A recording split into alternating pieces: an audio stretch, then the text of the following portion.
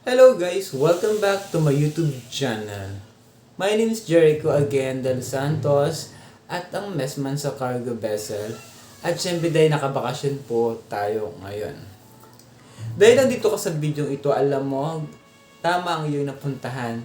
At syempre dahil sa mga karanasan ko bilang isang messman, at syempre gusto ko i-share sa inyo kung ano ba talaga yung mga ginagawa doon. Nandiyan na siya guys, panoorin mo na siya pagkatapos itong video para masundan mo yung mga topic at syempre malaman mo talaga kung ano ba talaga ang ginagawa ng messman sa barko at ano ang duties ng isang chief cook.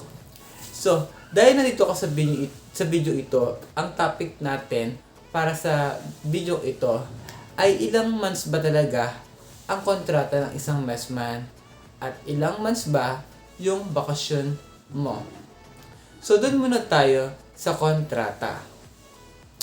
Based sa akin experience, sa unang pagkakataon, una-una akong natanggap sa pag-apply ko, ang binigay sa akin ng kontrata ay 10 buwan. Ibig sabihin 10 months ay kailangan na talagang pauwiin. Based pa ito sa mga naririnig ko, ang 10 months daw dati ay pwede pa daw maging 1 year or pwede ka pa bigyan ng extension.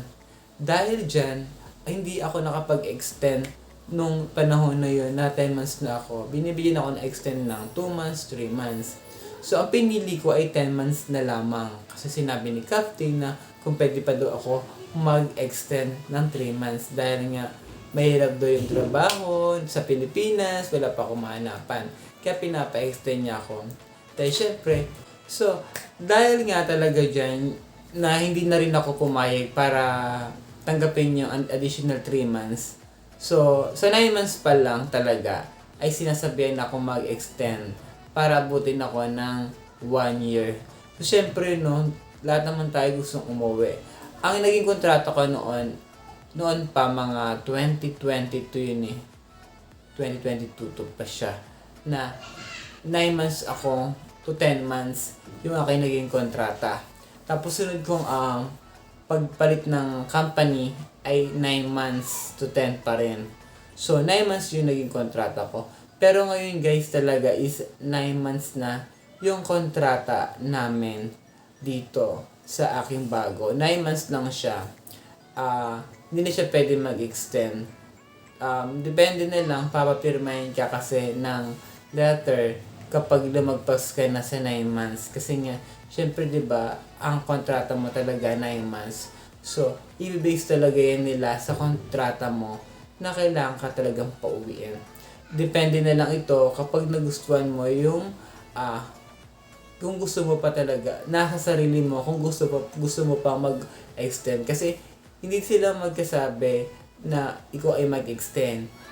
Ikaw yung magsasabi kung gusto mag-extend kasi pirmahin ka nila ng mga papers additional extension kasi para at least meron kang katibayan at meron silang katibayan na nag-extend ka para sa kaligtasan mo na rin yan. Siyempre sa health mo, siyempre diba may mga ganun. Bakit nag-extend ka pa, kontrata mo is 9 months.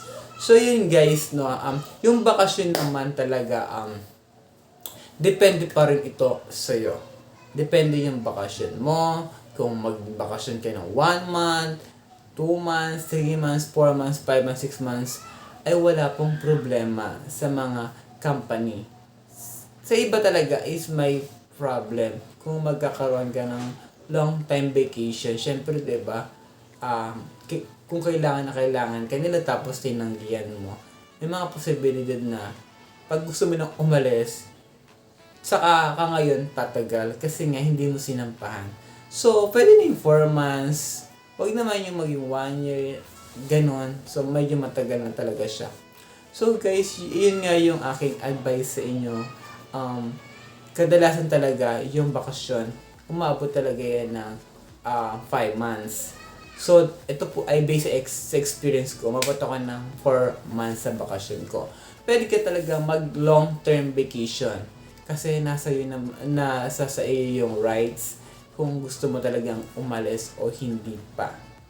So, yun lang guys, no, yung aking topic for today Sa mga gusto dyan, mag-follow sa aking FB page. Nag-upload ako doon ng mga hiring, jobs hiring, mga tips of idea. So, dito kasi sa akin, nag-post ako dito ng sa mga topics about sa aking mess man. So, guys, maraming salamat sa iyo. Paki-subscribe na yan. At para maging updated ka sa notification sa aking mga ina-upload. At lagi mo mapanood. At share mo na rin tong video ito. Maraming salamat sa iyo. And once again, bye. Thank you.